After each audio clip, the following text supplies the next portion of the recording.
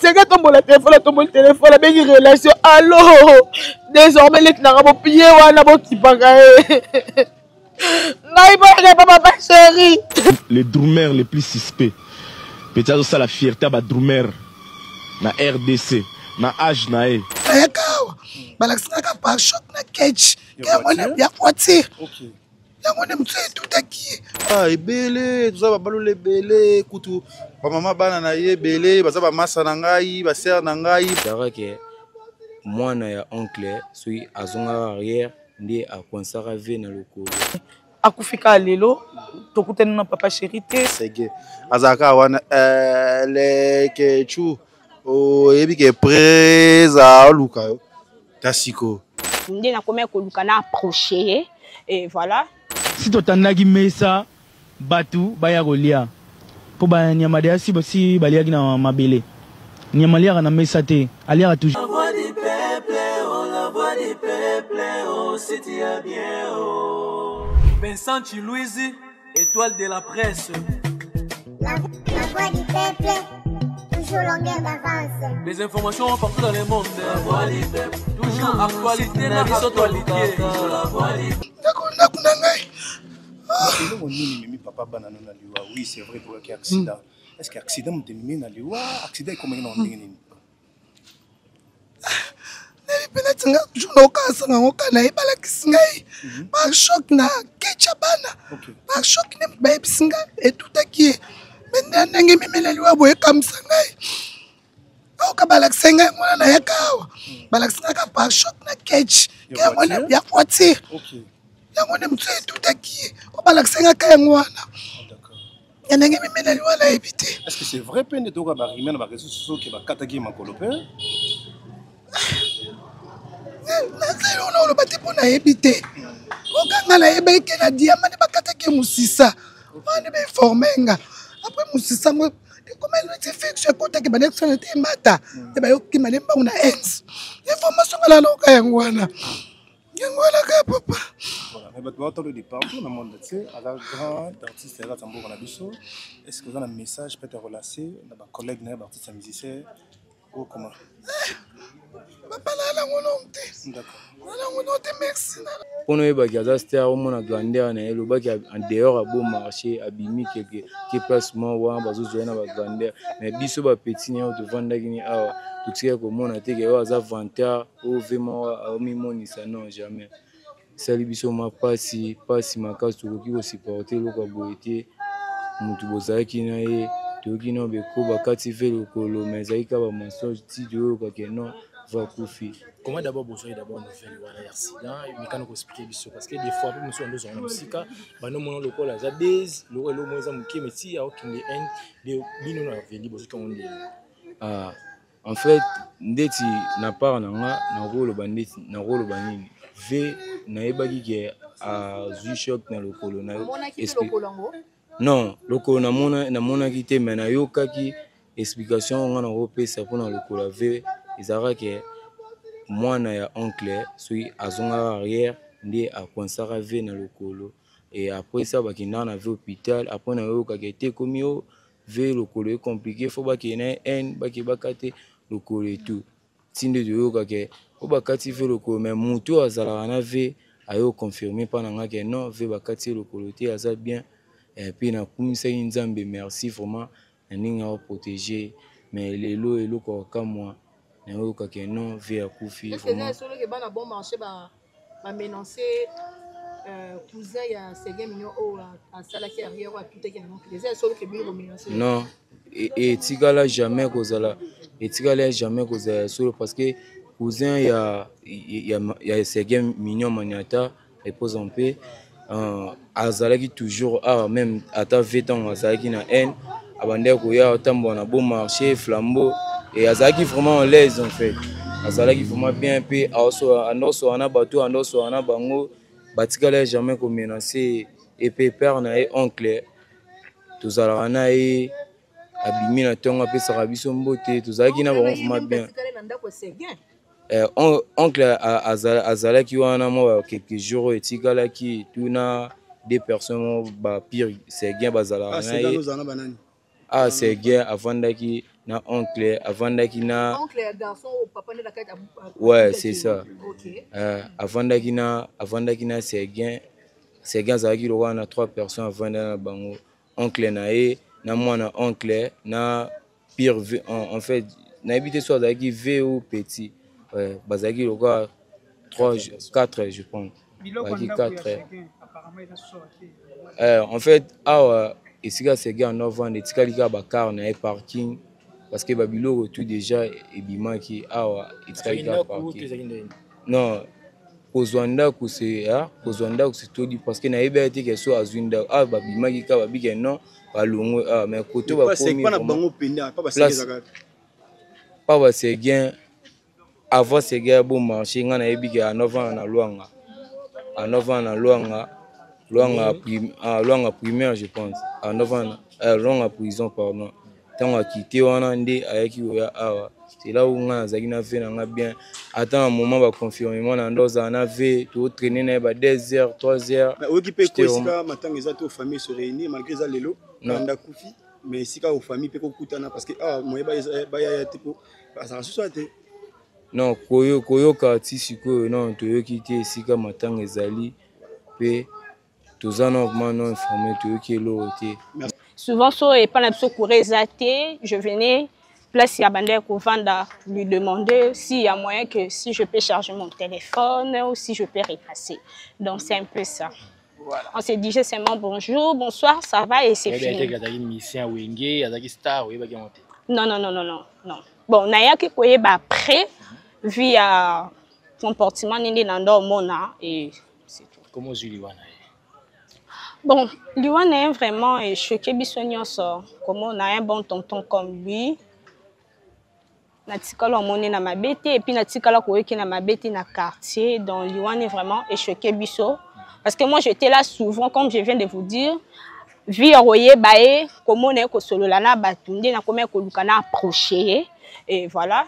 Donc, elle a approché, que c'est un tonton bien. Il y a des fois, je venais aussi lui demander, non, tonton, c'est bien, je vais aller à l'école. Est-ce qu'il y a un transport? Et il m'a donné ça. Est-ce que vous êtes au courant qui a transféré la haine par rapport à l'accident qui pour ne pas casser le corps? Oui, tu vois que à celle qui accident, bon, mais vraiment trop de thèmes, tu vois qu'il y a qui haine. Accident est compliqué qui est faut pas casser le col tout ça bon et ça qui est vraiment vie privée n'est vu que place avant d'accord il y avait aussi personne qu'on appelle ça la confirmation donc petit cas le bailoté à part quand le long de toi baké à coufi donc choqué bisonyos o ya soki partout nyos to mobimba ye moko azoki mobami tukana ye ezawana na sur bomoni akufika lelo tokutana na papa chérie ndapela kutana ta membre mo ta famille. Mais tout le monde oncle a plus d'informations. Oui, oncle ayaki awa, il fera kutana na maman lopa on a habité ma soni bazaki nango. Ndepe sango eko kutaka oncle pe awa, ndeto moto kuti oncle bazaki awa te. Jusqu'à maintenant toi na information est-ce que matanga ezaki? Ouais, peut-être lobby tokoko yeba. Lobby tokoko yeba makamnyos tout ndenge ekozala. Voilà, merci beaucoup Léon. Merci. Encore Dieu n'a pas tu m'as allé comme la pote. Comment souvenir est belé. Le souvenir est tellement belé. Si on n'a pas de temps à papa to là, souvenir est belé. Mais il souvenir est belé la raille. Comment ni marquant ou c'est comme papa chaque raille. Chaque raille. Maman me belé papa la maman me belé. On me belé bato bayebi maman me belé. On me belé ala ngala ko zoye to kenda ba rep. Ngamna ko zoye to kenda ni ba répétition. Au moins son aye wa maman d'elle sa bonne naye. Moi mère d'elle. Pesa la le bloc ana ye la ngai. Au moins que fait na habiter confiance moi ya la zakina ko pala ngala habiter. Quand nous avons bâti d'abord nos kili, makili tout à cas, makili tout à cas. Parce que n'y a mal à mes épées. Imaginez ces gars paient ça moutou émission. Tu n'as habité moutou ni ces gars paient ces émissions. Tu as 5 ans on a habité battement à la sonne. Mais nga ces gars paient ganga ye mokolalio. Papa chéra lingadio na ngala yo. Papa chéri, c'est que ton téléphone, la belle relation. Allô, désormais les n'a pas payé ou n'a pas qui pagaille. N'aille pas papa chéri. On a qu'à pas chier puis à la cinquième de mes mangas. Je l'ai écouté là papa chéri, Kabila $2000, c'est grâce à Ségué. C'est grâce à Ségué. C'est que l'exige batinyoso. Na rafia son encore de la rep les comme on dit. On va essayer dans cette interview la mission na les qui na vous allez comme on dit. Na non puis me l'interview ouais. On doit ça interview la bête. Ta maman elle est belle. Maman la moi c'est belle. Elle est belle elle a beaucoup de c'est belle makasi. Merci beaucoup. Makasi. C'est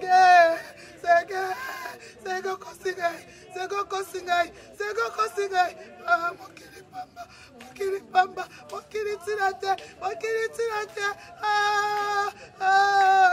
ndaka bitike yango ndaka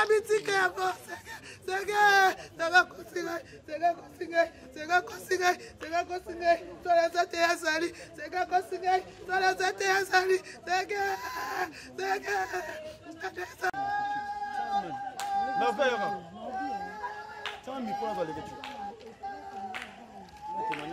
Odia Chine, Odia bien solo et pas yoki après des salimoi passe mais passe kaka. Voilà. Les relations on a c'est mignon. Ah et belé té on avait nanga et belé tout ça va balou belé kutu ba mama bana na ye belé ba ça ba massa nangai ba ser nangai ba te belé ça dit que nga vraiment à part que YouTube pas mama bébé na garçon talent ça veut dire que na tambola penza na iba ba sege kutu avant que na zala na réseaux sociaux déjà na zara déjà petit le normalement son papa chéri grâce à sege azaka wana les que tu o ebi que presa luka tasiko si le que pas cher moni par mo bela yo mo lobela yo mo boaka yo c'est dit que grâce à vie na sege azara bien ata na mbongo ko tenesika ata $10 na longola o pesa jo na yo kaka sa masala accident et ça la nga passion moni que malgré ça habité na ya kaka na ye mais total ka to yebi na to moni pe mission na to jebi que to lukesika baza poto kende to l'ensemble c'est ça Carmen Odia payé yo namoni masaranga Gladys Tambemo motema David Faite au benganga ne komona lizo nyinza zo benganga namoni Christelle Mudimbi bapelo ngela ndani bo nando solo la na biso mutno solo na bino mo bat bo benga tuna comprendre te esmo ebina na tala rara WhatsApp nanga kota kabo namoni ko oh batuto namoni lo kwa ndoto nesi mutno solo ne namoni bat bo benga pardon kata yesege akufi façon non courage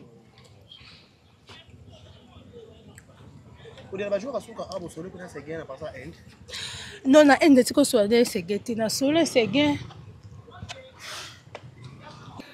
Le monde musical Yambo Kanabiso République démocratique du Congo est en deuil. Le clan Wenge Mobimba baza na deuil.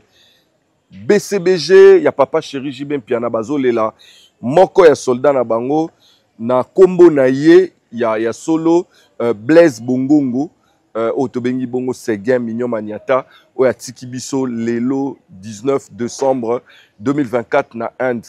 Toyebi situation nyonso oyo elekaki par rapport à accident et tout ti ndenge tokomi lelo na liwa paix à son âme passe sa motema et Seguin Mignon oyo aza l'une de référence ya babatteur na mboka na biso Congo toyebi vraiment apporta ebele au sein il y a groupe BCBG et aussi au sein il y a musique à Congo na biso et Seguin Mignon Maniata oyo aza susu mutu o to représenter te toza na passe mingi mais toye awa esika abandai kovanda na beau marché malheureusement to kuti que azara susu ate bat bazara sute to monika qu'il y a selon les témoignages à Batu il y a de véhicules na Ndezali mais tout ce qui est à lui et à Susoate on a trouvé pas vraiment de gens mais presque mon bezalaki awa quelques proches nae bazalaki Luenge BCBG ezalaki na répétition tozo luka tokoma sur le lieu pe to labino ba information mais to uti awa na résidence place abande kovanda tokuti vraiment batu bazate awa siko tozo kende to lukato kende na répétition mais aussi tozongela bino pour na opesa bino ba information à temps réel sur esika wapi famille eza réunie pour na matanga wana. Donc biso la voix du peuple mobimba to présenter ba condoléances na biso na famille BCBG, famille Wenge et ainsi que na ba mélomane ya musique nyonso. Chers amis téléspectateurs, Nazo s'est retrouvé dans la commune Yantsele, dans le quartier Nganda CC. Référence ezali, Naza à 2 minutes na hôpital ya Mama Olive Lembe Kabila. Naza à 2 minutes na concession ici quand Mama Olive Kabila ba tobandaku. Mais awa toza kunate, toza en face. Toza en face, toza na kati ya concession oyo, na kati ya concession oyo. Ceux qui caméramen na otambusa caméra be omona ke batu ba rotonga, ils ont la carte de concession, batu ba rotonga puis batu musu basi bandaku na bango. Mais où les opportunités na libino, c'est-à-dire bolela mingi na poto non, na bandaki chantier, na tinda ngambongo, balia ngambongo, nazo nga ko banda ko tonga mais nazo banga. Voilà une opportunité pour na bino, bolanda nga la kati. Voilà. Nazo la kati ya lupango yo, bomoni eza chantier. Mais déjà, je pense que le réalisateur Amsa Rochela Bisso plan yandaku oyo, c'est une maison lupango ezali 10 sur 20. Eza na ndaku ya ndako bomoni zo tongama ndako yo na minute oyo etikali kaka ba travaux ya ba dernier travaux ya finissage, c'est-à-dire ko tia ba porte parce que ba singa courant basi bacha basinga ba ya bantenne basi bacha, c'est-à-dire tout est déjà prêt. Etikali kaka ba travaux mike na kati soki ko la ndanga na présenter batu ndaku. Donc plan ezali mais so botali bomona déjà que mukolo nango azu pena tana otonga. Donc awa toza na se awa naza na salle à manger, awa eza salle à manger, awa eza salon, eza double salon. Donc salon ya ba parents, salon ya bana na salon ba parents likolo. Donc awa toza na sawa eza salon et puis awa eza cuisine. So tokoti awa eza cuisine. Et puis mon colonda ku cuisine a goza pas dans la posa va ne libanda la mané libanda a va ne peut déjà awa na kati. Et puis après ça awa boza na magasin na bino ko ko cha ba bilo na bino lia et awa eza je pense bianderie, ça déplace en osukola ba bilamba tout ça. Et puis ça na sorti moko tomate escalier. Donc tout est déjà fini. Mouto ressemble ndako, ressemble lupango yo.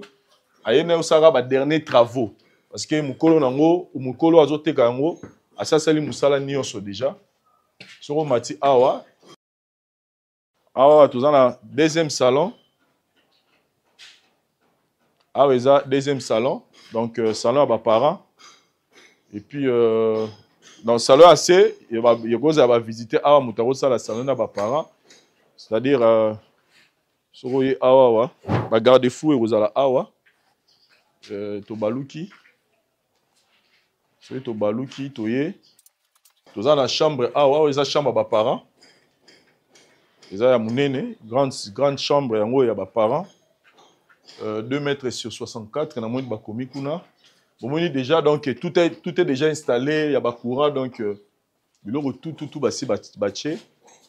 Soroye awa oza bakangi awa eza chambre moko eza awa chambre pe mususu eza do eza 3 chambres eza oui 3 chambres oh eza dans chaque chambre eza na salle de bain nango, chaque chambre eza na salle de bain nango. Quartier pe bamona yaka la sa likolo bamona sika nini toza eza te ke o mboka moko sika te donc eza pena sika moko batu déjà basi batongi batu bazo vanda donc les quartiers ils ont la carte de concession n'a tout expliqué.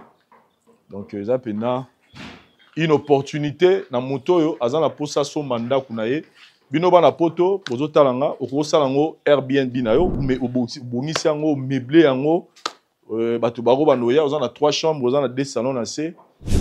Donc tout est bon pour que moto o tonga donc so tel même likolo donc si a tie ba tol na ye donc et très ga ba travaux moni même ba crépsage ça tie nyonso donc moto yo so manda ko sala ga ba dernier travaux oyo kosala ke soki okosinstalle yo moko osala ngo résidence na yo soki pe okosala ngo parce que je signale que courant eza mai eza voilà ba courant ba prépé okolakisa ba même câble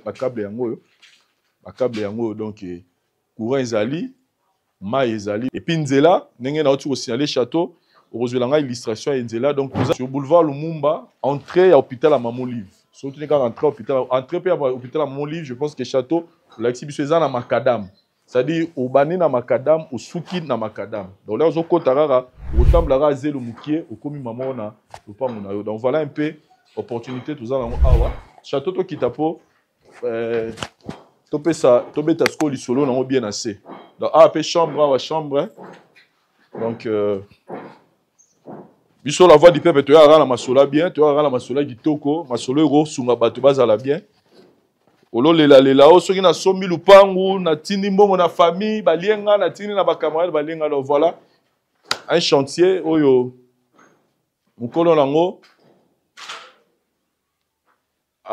pour des raisons personnelles il a décidé ya koteka yango donc né na tout le beza 10/20 tous na quartier Nganda CC na commune Ntsele surtout to estimé na minute so za na aéroport wani o mata c'est moins de 2 minutes au komi donc ozapeka na makadam okoti peka na makadam okomi mamoko na lopango na yo pour tout contact bobengi kaka Vincent na numéro ebimi neka to sala rawana pour na koyeba prix oyo ba tie pour na lopango oyo donc tout est déjà prêt badal batonga déjà badal ba prix perdu donc tout est déjà prêt et si tout va bien en tout cas on peut sabiso pe image il y a plan yanda comme pour que motaye ba elo nini ba ngba sala mais déjà na celle de présentation eza pena clair contacter Vincent to somba lupango na yo nena lobi courant eza mai ezali nzela eza tout est bon pour que okoma tata lupango na à travers chaîne Abisso la voix du peuple. Merci. Gloire soit rendue à l'Éternel, bien-aimé. Que le bon Dieu vous bénisse. Partout vous me suivez en direct. Je voulais juste dire à une personne, Dieu nous a recommandé de jeûner pendant 70 jours. Nous sommes en jeûne et prière. Nous avons commencé le 23 et nous clôturons ce fin de l'année.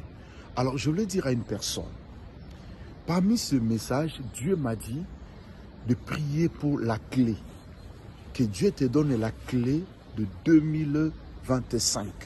Écoutez bien aimé, nous allons prier par rapport à ce message. Que le Dieu de la Bible puisse agir. Tu as droit de recevoir ta clé. Non comme un slogan, que ma clé de 2025. Mais Dieu te donnera cette clé. Et cette clé que Dieu te donnera, ça te donnera le pouvoir d'ouvrir et personne ne peut fermer. Ça te donnera le pouvoir de fermer et personne ne peut ouvrir. Le pouvoir que Dieu est en train de te donner dans l'année 2025. Gloire soit rendue à l'Éternel. Alors écoutez bien aimés, nous organisons maintenant une veillée de prière dénommée Clé 2025. Le 27 décembre, de 22h à l'aube, nous serons à Saint-Denis, 17 boulevard de la Libération, à Saint-Denis, c'est derrière la gare. Vous arrivez, c'est au 2e niveau. Nous allons prier de 22h à l'aube. Écoutez ce que vous allez faire. Faites-vous enregistrer à ces numéros. 0033 7 66 27 40 0D. Tu envoies un petit message, tu dis, prophète, je serai là. Je vais prier avec toi toute la nuit et je vais récupérer ma clé. Et il y a des orientations que Dieu nous a données. Tu peux commencer à prier avec nous pendant ces temps-ci. Tu envoies ton numéro. Je te mets dans mon groupe de prière jusqu'au 27. Nous allons prier, implorer la grâce du Seigneur ensemble. Partout où vous vous trouvez.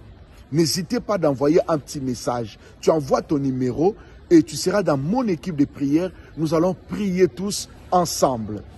Deuxième chose, n'oubliez pas les jours-là d'amener une bouteille d'huile, une bouteille d'eau et une clé. Tu viens avec ça comme symbole.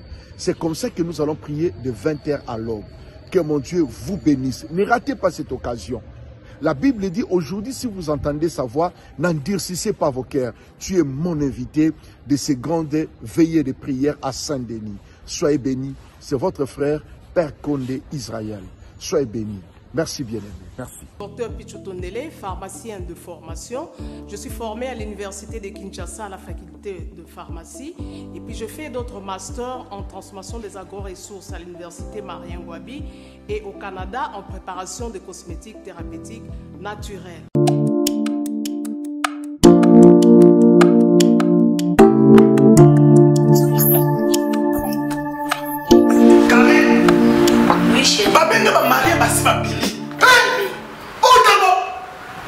Tamboni, c'est bien mon c'est mon ami. Ok, fais-tu bonne là? Non, c'est pas côté. T'es carré. Ok, fais-tu bonne là? Na yela ya ba produit banda kala pona ba tampo wana. Savon d'ici. Pembe, mounou, akosokono c'est sans problème. Ongengi. Avec Dixie. La voix du peuple, oh, la voix du peuple, oh, c'était bien, oh. Vincent Chilouise, étoile de la presse. La voix du peuple, toujours longueur d'avance. Les informations partout dans le monde. La voix du peuple, toujours actualité, la voix du peuple.